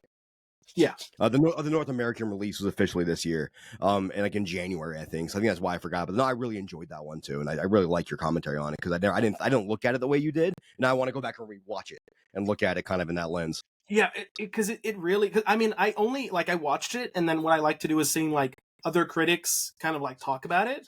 From like for this one, I was like, I'm a dude. I'm not gonna understand this. So I found a woman who did a kind of a dive on this, of like the female perspective, and I was like, oh shit, like that's great. I love that. That's how she viewed this movie, and like to me, it opened my eyes to something that I just didn't see before. So yeah, I was out there with you. And it was directorial debut, I think, too, from or her first full length. She's done a bunch of shorts. Her first feature length film, and that's what I'm saying. Like, and it doesn't look like that. It looks like it's an indie, but it doesn't look like it's someone's first time picking up a camera. Yeah, it looks it's very, I guess, mature is a good way to put it. It feels. I would never have known it was a first time director if I didn't look that up. Okay. Now we're going to talk about anything that was underwhelming this year. We've talked about a lot of them already, but again, I'm a huge. The original Exorcist is one of my all-time favorite movies. So if you're gonna go there, you really got to bring it. And in anticipation of the new Exorcist movie, I watched the Exorcist series, at least the first season, and that was excellent. That's what they really should have done. But I think they were kind of screwed over by that show, having done a lot of that plot that they really could have gone into. Yeah, but that show was such a neat show and didn't get a whole lot of love at the time. They could have gone that direction, and no one would have faulted them for it. Probably, but yeah, they really should have done something a little closer to that. Made it more broader, more interesting, more daring, and they just played it so safe. I tried to watch The Exorcist new one, and I could not get through 10 minutes of it. Yeah, I went to the theater. I like, I'm gonna give this a shot. If they're gonna put the Exorcist name on it, I'm just assuming that they're really gonna bring it, and they did not. So I was just really, really. I liked the maze. I went to Universal Studios the Horror Nights, and I went through the maze, and I liked it. I didn't like the scene where they literally make the room smell like green pea soup. Did not enjoy that. Don't do that again, please. Not a smart decision. It doesn't make you like. It's such a weird thing to do too. Don't do that again, please. To Universal Studios, if you see this. But everything else, yeah, I was like, so let me just try to take a shot at this movie by just what the maze did. So there's two demons. There's two different demons. No, there's one demon, two possessed girls. In the maze, there's two distinctly different demons. Like each girl has like a demon that. Yeah, right? I mean the maze isn't canon, so the maze did a better job apparently than the movie did. I was like, oh, that's interesting. Like there's two demons, and okay, this is interesting. But actually, the actress, they never even really show or talk about the demon in the movie. They just like quick flashes of this costume creature. And the actress who played it, I guess I ended up following her on Instagram, and she's giving out a lot of information about the demon itself. I'm like, this is great. Put that in the movie to clarify or to understand what's happening. I know, right? It's like, that's such good world building. Why wasn't it in the movie? Exactly. One thing that worked in the original Exorcist was you had these gruesome scenes, but they weren't like Hollywood fantastical, as in, and it looked like the Exorcist used a lot of CGI, a lot of stuff. You know what actually reminded me of it? It looked kind of like the Pope's Exorcist from the trailers. Yeah. Which I actually did enjoy. So no, I love the Exorcist. But that was a totally different film, though. And to take the iconic series or the iconic movie, The Exorcist, and try to do a beginning, it's like when they did that Omen or The Exorcist, the beginning back in 06 or whatever. It's hard. It's hard, and it usually doesn't work. Part of The Exorcist? Because, like, once again, so my wife is very old school Mexican Latina, so I don't get to watch Exorcist movies with her. She's like, nah, I ain't doing that nonsense. So is this new Exorcist movie part of the brand, like in canon continuity? Yeah, it is a direct sequel to the first movie, and and this is what they decided to go with. It's just like, yeah. We can talk. Is Reagan back? Is she? Do they cameo her in this? Okay, I'll spoil it. She does show up for one scene at the very end. Okay. Spoiler again. That the reveal in the TV series was pretty awesome when they revealed Reagan. Yes, like I so much better. I cheered for that. So where can I watch the TV show? Because you may have to make the TV show sound like it's a lot better than wasting my time on the movie. It was streaming on Peacock. I watched it years and years ago Peacock, off Hulu. So I'll check it out. So the movie, does it have if you took out the Exorcist name of this movie and just made it a random possession movie, it'd be like it'd be very but you put the extra's name on it, and that raises expectations, and it just crumbles under that. Yeah. So where do you think they can go forward to fix this? What do you think? Like, what do you think if you were like sitting with the director, and he's like, well, how do I fix the next movie? What would you say to him? I would jettison everything and just make it a Reagan movie. pretend that one didn't exist and to start over again. Start the movie with all the characters standing in a room and the house just blows up, and they're like, yeah. Meanwhile, just wipe everything out and make it a Reagan movie, and then take it somewhere interesting. So is the Reagan actor back or the characters back? Linda Blair shows up for like one scene. Nice. As Reagan? As Reagan. But it's a sequel. Is it in modern times? Yeah. Yeah. So her mom, Chris McNeil, shows up partway through to be like a exorcist advisor, which is kind of which is really shoehorned in. And you guys aren't telling me on this movie. I gotta be honest. I'm not trying to tell you on this. And then she gets injured, and she's in the hospital. At the very end of the movie, Reagan shows up to like visit her at the hospital. That's it. Does this movie leave room for a sequel? Does it feel like it's the beginning of a trilogy, or is it? They don't really set up anything. Again, if they would have talked about the demon and what it's trying to do, what it wants, who it is, what it is, yes, that could have been the start of a whole new franchise. They could have been like, I think in the text that I saw that this demon that they're trying to use is their rival to Pazuzu. So if this is like a dick measuring contest between this new demon and Pazuzu, you could have had like the battling demons, and that could have been interesting. But they don't. Yeah, I can see that. Set up anything. So you could have a war of these two demons, and Reagan and these other people are caught in the middle. Okay, fine. They could be the battleground. Their souls could be the battleground for these two demons. Great, but they're not. They just want to do the generic possession stuff. But again, we're already talking about this movie way more than it deserves. Does anyone else have any underwhelming movies? Yeah. We already talked about Skinamarink. We talked a little bit about Evil Dead Rise, which again, for some people is overwhelming, other people's overwhelming. So it kind of goes both ways. It was a good sit for me, but I didn't think it held up to the other Evil Dead movies. Just to bring up a couple ones, I watched Dream Scenario with Nicolas Cage, which I really wanted to love, and I don't think it's a bad movie. I think a lot of people are going to like it, but it left me very underwhelmed.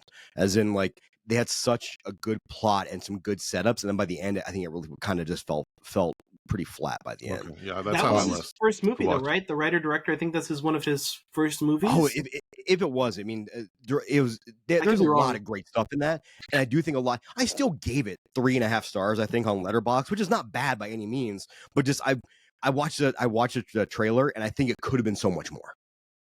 I feel like it would have been a really solid one episode of like Black Mirror or something. Like a horror, like a really top tier horror anthology TV show. This would have been a great 1 hour, segment for that.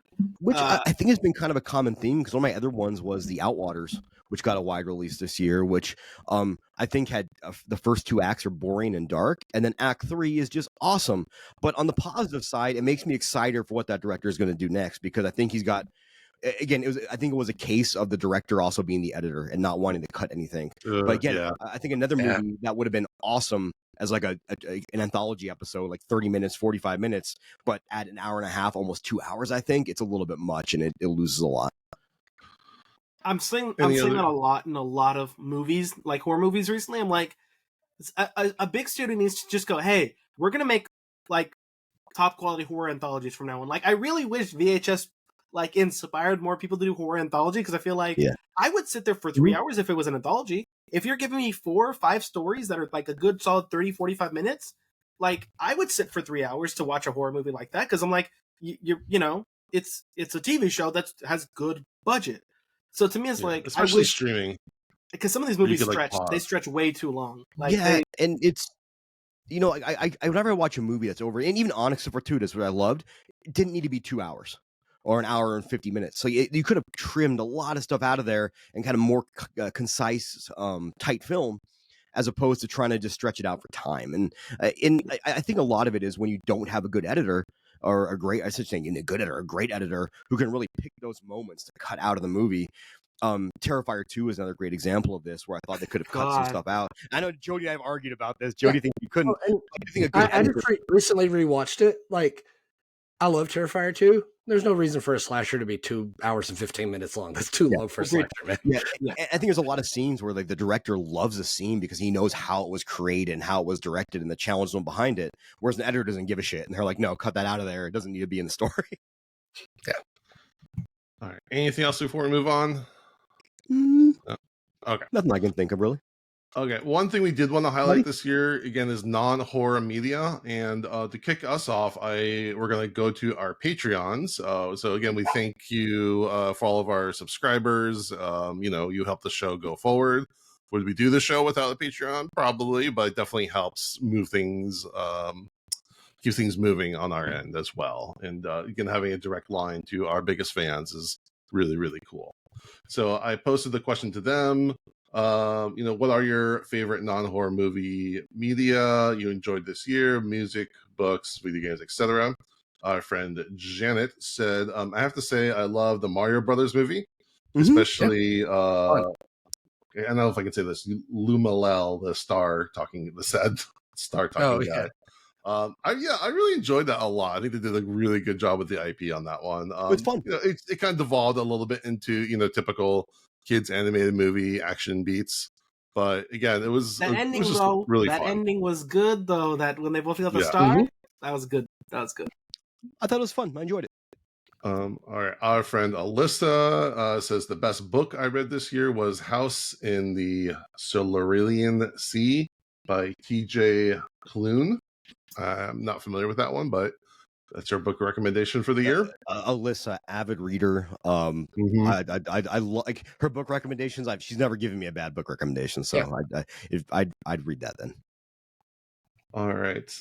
Victor said, I just watched Monster from Directo Hirokuza Koreeda, and it was great. Not familiar with that one, but I'll check it out. I haven't seen that either, yeah. Our friend Aussie Andy, who, again, in Australia, it's already New Year, so wishing him a happy New Year's. He said the Dead Space remake was amazing. I love replaying it with all the little tweaks they added. Music-wise, I saw the band Glory Hammer play live for the first time and loved them. For movies, he said Mario Brothers and Godzilla. And as for books, a dear friend of mine brought me Atlas of the Hearts, mapping the meaningful connections and language of human experience. If I ever get into adult films, that's my name, Glory Hammer.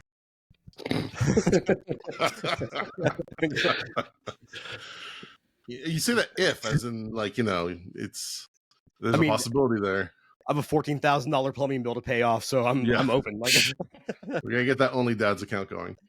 Hey, we're already gonna do the $14,000 Patreon tier where I will fly to your house and watch a movie with you and rub your feet. I don't even give a shit. Like, all right, I'm gonna give a few of mine. Probably one of the best mini series I watched, TV series I watched this year was called A Small Light, which is it's actually about the family that helped Anne Frank and kind of the culture that was kind of going on in the area at the time, and it's one of those hard to watch but really gets to your heartstrings kind of shows that really touched me. Yellow Jacket season 2 I thought was excellent.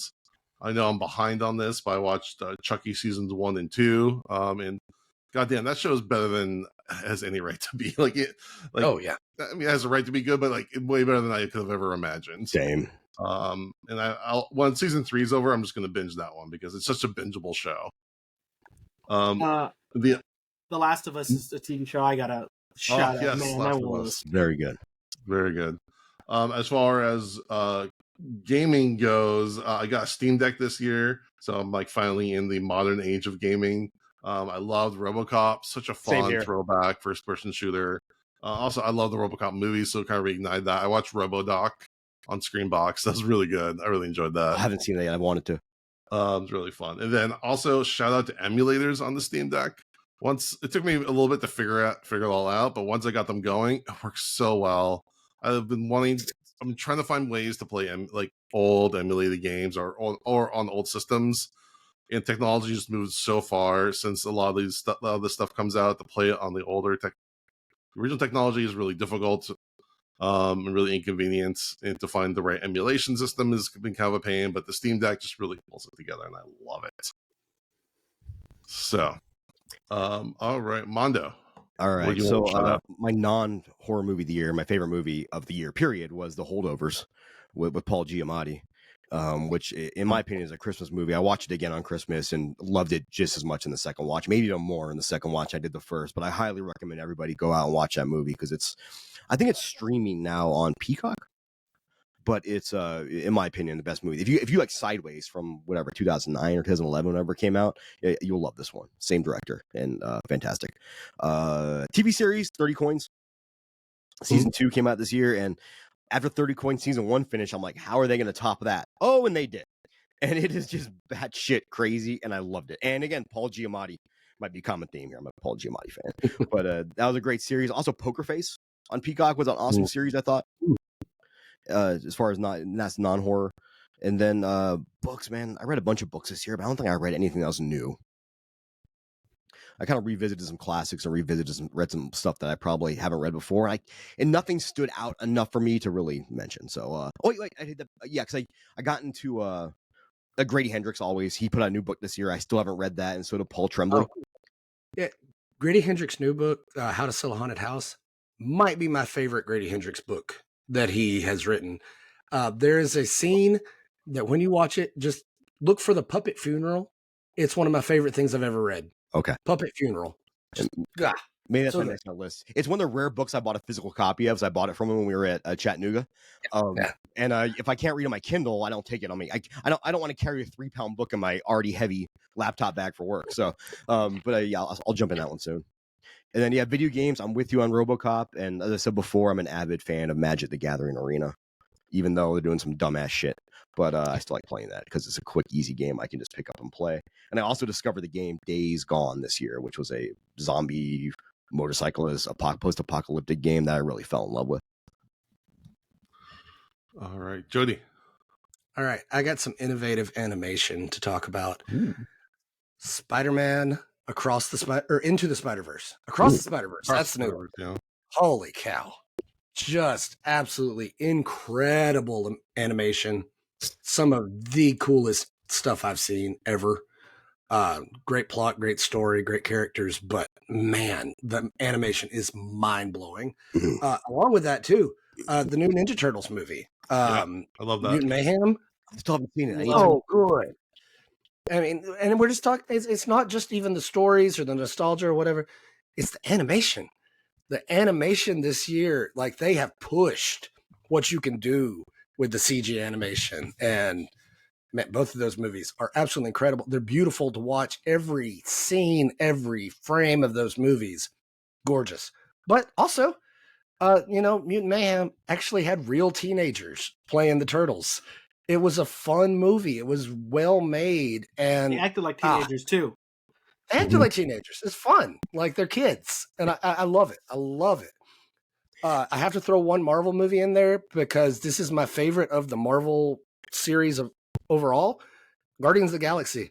Guardians of the Galaxy 3. Holy cow. Like Guardians of the Galaxy 3, emotion. Like this is a heartbreaking movie. You get the background of Rocket and all of his little animal friends, and it is so sad. I can't tell if you're choking up or you're sick. But I'm sick right now. Maybe both. Lila, man. Maybe both. Lila man, gets the and that little otter with her little robot body. I don't know. I've never seen a single Guardians movie, but maybe I'll. The Guardians is the best of Marvel, I think. I think of all the Marvel series, Guardians is the best. Yeah. Nice. And 3 is right up there with all the other ones of the Guardians series. Fantastic. Good to hear. I'm gonna throw the Barbie movie in there too. I'll shout out the Barbie movie. It's great. It's a lot of fun. I just saw a lot of good messages. I watched it in the theater with my daughters. Watched it at home with my daughters. It's good stuff, man. Like better than I expected. And Greta Gerwig, I knew she was going to do a good job with it. It's not, I hear so many dudes out there who are like this movie's anti-men or whatever. It's not. It's anti-badness. Like it's all of us do better when we all don't conform to the patriarchy and gender roles. Better than I think any movie or show ever has.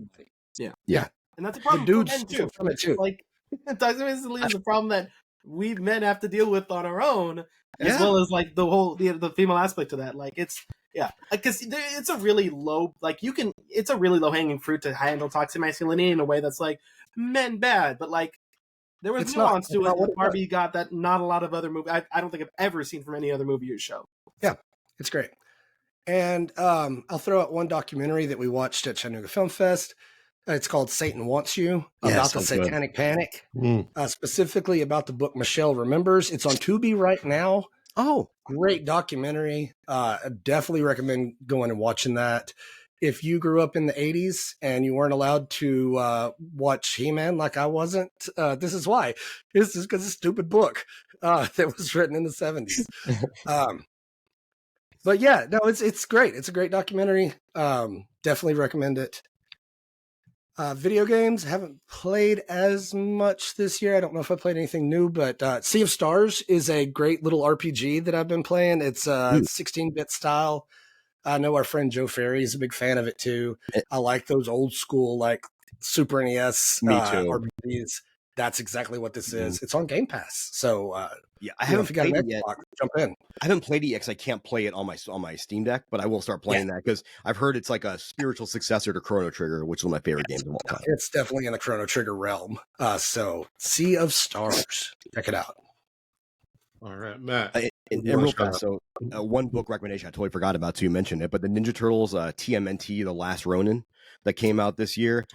Phenomenal graphic novel. Oh god, like it hit me in all the feels and in the best ways possible. So I just wanted to shout that out. And it should be a video game next year, I think. Yep. Yeah. All right, Matt, what do you want to shout out?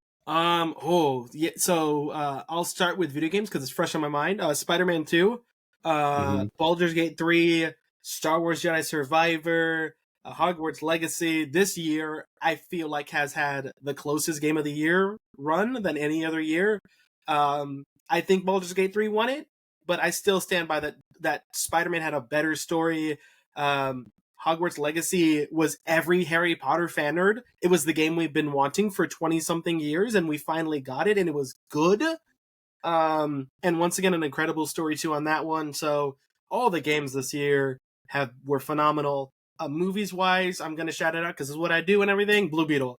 We finally got our first ever Latino superhero movie in a genre and franchises and everything where everything is getting so bloated. We finally have a first, which was crazy to me, and I felt so seen in that movie. I cried. My son loved it, which was crazy to see him go. And he's like, I gotta get a Blue Beetle Roblox character now. I gotta get a toy. Like awesome. He had to get he had the pajama. Like to see him that, and like I got to have dinner with Sholo the day before the red carpet because he wasn't going and I wasn't going in solidarity. That's awesome. Because unfortunately, it happened during the strike, which meant I wasn't going to talk about it. A lot of people were going to talk about it. I didn't go to the red carpet. Let's get out of solidarity for it. So it's like, so to talk to him and have dinner with him and his family and like him showing me everything, I'm like, this is a surreal experience that I'm sitting here with like the first ever Latino super. But it was also really sad because I'm like, this is like, of course, when we get the first ever Latino superhero movie, there's a strike that screws it over. So even if it was going to do good or not, we'll never know because it got completely hammered. They didn't bother marketing it because they're like, yeah, it's the strikes, it's, you know. And to me, it was like, of course. And even the movie, like, they even addressed that, like, as though they were going to foretell it. Like, George Lucas is like, yeah, like, even when we try to get something, they knock us down, you know? So to me, Blue Beetle is everything in my heart. I love that movie. And shout out, it was #1 on Max every day for like 6 weeks in a row. Only got dethroned by Barbie. So that's, to me, a very, very, to show that there is an audience for that. People do want to see that. It was so good. Like it was just a good movie. It was solid. It was like Spider-Man 1. Like it was like the Iron, like it was like phase 1 of Marvel. Yeah. It's a personal story. It's about a family. Like more than anything else, it's about a family and how the family comes together. I love that grandma. Oh yeah, she's crazy. I love it. I don't spoil anything about the grandma, but I love the grandma. Yeah, I loved it too. I also think that James Gunn announcing they're going to reboot, but then he was like, well, Blue Beetle might not get rebooted. And it was like, well, should I care about this character or not? Like, you know, I think a lot of things were coming out against it. But yeah, I still loved it. I loved it to death. Let's see, other movies. Okay, so me and my wife are big Korean reality show nerds, like we love that stuff. Physical 100 is the best athletic competition ever made. Never heard It of that. is 100 people. There's like 60 men and like 40 women, and there's no separation between the two. And it is all about like there's upper body strength, lower body strength, like whole body. Like it was so damn good. Loved it. Ended on a just I can't wait for season 2. If you're big into like Ninja Warrior physical competitions, Physical 100 on Netflix is the best one you're ever going to see. So good. Also, Awesome. because this is horror and it is a reality show, and I have no idea why no one in America has picked this up. The Zombieverse is a Korean reality show about a zombie apocalypse, and they hire Interesting. actual actors to play and it is a genuine. If you get bit, if the zombie gets a hold of you, you're gone. Like it's like, and they move them to different locations, and like they push the zombies, like they swing at the zombies, like shove them to the ground. Like these people are trying to survive, and it is this crazy. Like there's a level of disbelief, and even then the like the people break character because they're like, is that a zombie? Like, come on, guys! Like, but it's so well done. It's so well made to see a fresh take on zombies. I feel like zombies are getting kind of, we're used to it. So for them to do a reality show where it's just like, hey guys, survive in a zombie apocalypse. We're gonna put you in a supermarket. Here's what you have to do to survive. And, you know, it's that kind of stuff. I'm like, that's really cool. It's really amazing. Love that. Once again, that's on Netflix too. And I think that's really all I have to recommend. I don't think there's any other. I mostly watch horror movies anyway, so I feel like I know. Dungeons and Dragons, that was good. If you're a big Dungeons and Dragons nerd like me, the Dungeons and Dragons movie was good. I've heard good things about that. Yeah, it was good. I liked it. I think that's it. I mean, well, most of the stuff I've seen was all horror stuff. Yeah. So yeah, and then a dishonorable mention to Quantumania. Bad Quantumania. Did not like that movie. I did not like that movie at all. And the writer running his mouth too much also was a bad look. Writers, if you make a movie and people don't like it, take it on the chin. Don't tell them they're dumb, okay? Not a way to react to fans when they tell you your movie sucked. That's pretty much. And I guess I got to go see Suitable Flesh too now because you guys keep Ram. I just thought of one more I got to mention in the non-horror category. Indiana Jones and the Dial of Destiny. It was great.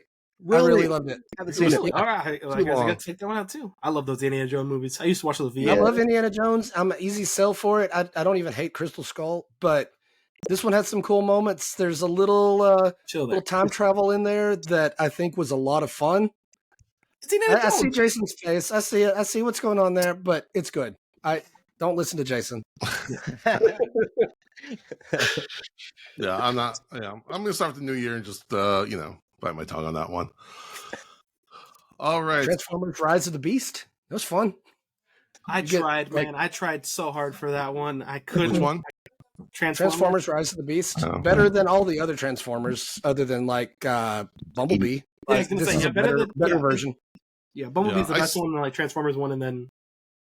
Yeah, I stopped after Bumblebee. Like, they're not going to do anything better than this, so I'm just going to stop watching for now. I stopped after the 1985 cartoon movie, but that's. But again, I never had young kids that were into the Transformers, so I got kids, so I watch a lot of kids movies. The new Little Mermaid. The new Little Mermaid was good. I kind of like that. Oh, that's really good. And I also point out too is like when people say, it's ruining my childhood. I'm like, why? Because this movie isn't for you. It's for today's generation of kids. Yeah. Like just enjoy it for what it is. Yeah, my son likes all the movies. I critique stuff all the time, and my son's like, I liked it. And I'm like, yeah, because you're 6. Of course you're gonna like, Yeah. So yeah. Okay, Mondo, for the last time in 2023, give us a song of the day. I'm just gonna give my album of the year. I'm not going to give a song. I think I talked about this last week too, but it's still, after listening to more stuff, it's still my album of the year. It is Panopticon's The Rhyme of Memory, which I think is just a beautiful soundscape from start to finish. Even if you're not into extreme metal, I think some people can still find a lot of stuff to love and latch onto. And by far, I'm going to say by far, my close number 2 is Wayfarer's American Gothic, which is black metal meets like post country gothic. I don't even know how to describe it except for it's unique, and it's in a genre that's been very stagnant, and people are almost afraid to push boundaries. It's always nice to see someone step outside the box and do something a little bit different, and have it be good, not just do something different for the sake of doing something different. I don't remember if the New Zealand Ardor came out this year or last year, so I just only reason it's not my top 3. I just don't remember, but the New Zealand Ardor was fantastic. And again, where does Taylor Swift's Eras Tour fall on that? Where does Taylor Swift's Eras Tour movie fall on that list of? Hey man, like you know what? I'll say I liked it. I was there at the red carpet. I liked it. I'm not a Taylor Swift fan, right? But like I'll never be one of those people that says, "Oh, she sucks." Like, dude, there's value to most music out there, and just because it's not for me doesn't mean it should. I should shit on it because it's not for me. I've always said as a guitar player, one of the dumbest things I ever did when I was younger is I had that it's metal or it sucks kind of mentality, and as I got older, I started exploring playing different kind of genres and kind of like, man, like I wish I'd have implemented all this back in the day and had a way more open mind. And so, like, I think people that really get on those, like, this genre sucks, this band sucks. No, it's just not for you, and that's okay. Yeah, exactly. Let people love what they love. That's the motto going into 2024. Why am I going to shit on someone's love for Taylor Swift? Love Taylor Swift. Have a great time. Like all these people shitting on her because she's at the Chiefs games. Like she's trying to support her boyfriend. It's not her fault. Yeah, she doesn't decide when the camera shoots her, right? Like that's if you're gonna be mad at someone, don't get mad at her. Get mad at the How dare you NFL support the love of your life? How dare you? You should be like me and not do that. No.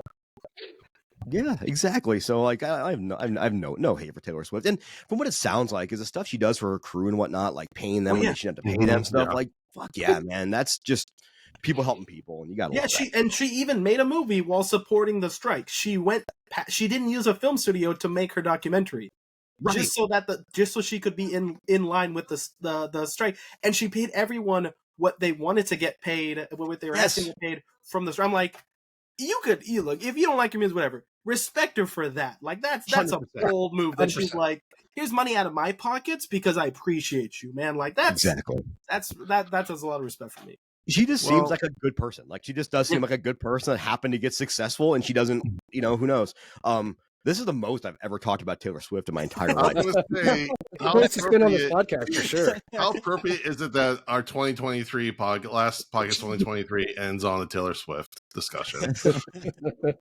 All right, Matt, thank you so much for joining us. Where can people find you? You can find me on YouTube, Instagram, and TikTok. I'm at the Storytime Guy.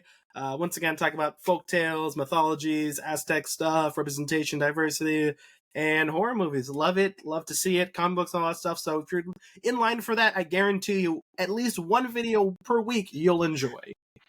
With a lot of doom scrolling on which I doom scroll, I'm not going to pretend I don't. But like whenever I see your stuff, though, I'm like, oh, I got to stop and watch this because it's always good. I'm a big fan. I like when people doom scroll on my videos. I like going and then just seeing like one person that has liked like 50 of my videos. Oh, I feel bad. I'm the worst at liking things. I always forget to like things. I just don't know why. It's just a double tap, and I always forget. And I'm like, oh, am I a dick? Like my gift to myself for 2023, or guys for 2024, is that I deleted Twitter and Threads off my phone for a while, maybe permanently. I don't know. They'd stress me out. But I've been on TikTok a lot more. TikTok makes me happy. I watch funny videos. I watch informative videos. I'm switching to that for a while. I've been trying to curate my social media feed, so it's just stuff I enjoy. Like my Twitter feed, I've always said has always been amazing, except for when the new fucking ads kicked in, because I always I had words like Donald Trump 2024 blocked. Like, I had all this stuff blocked that I don't want to hear about because I want my Twitter to be a fun place where I want things to see horror and pro wrestling and heavy metal, and that's it. Yeah. My Twitter used to be fun, and then the algorithm got screwed up. Yeah, it's not the same, man. It's not the same. I'm for 2024. I'm doing the same. I'm gonna delete all social media off my phone, and that way I can only look at social media if I'm sitting in front of a computer because there's so much stuff. Actually, I'll probably keep Instagram on there because I actually like watching dog videos. My Instagram doesn't stress me out. My Instagram makes me happy. Well, the only social media I have anymore really is Dads From The Crypt related, and it's just that to me is a joy because it's our friends, followers, and everything. Everyone's so great. So, and also that's how I got a hold of you at HorrorCon, right? I get to meet you at HorrorCon. That was amazing. Cool. Yeah, I got it. Yes, shout out to me and Jason hung out at HorrorCon, and he gave me a big hug, and we hugged. It was nice. Yeah, dude, isn't Jason a great hugger? Like he's this big dude, like big arms. It's great firm and safe. Yeah, it's still fluffy. You thought you I could love just that curl both up of you here. have met Jason, and I haven't actually met Jason in person. Yeah. But Matt got there first before I I did. know. All right. Well, next week we are covering the series finale of Tales from the Crypt, the very last episode, Third Pig.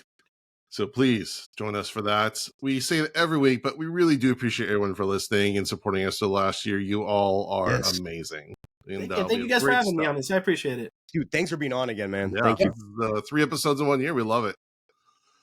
All right. And as always, we appreciate everyone if you'll give us a rating review on iTunes, a rating on Spotify. Check out our YouTube channel for videos of these podcasts. And with that, we thank you for listening to, for the last time in 2023, Dads from the Crypt. Happy New Year, Happy everyone. New Year. Happy New Year. Yeah.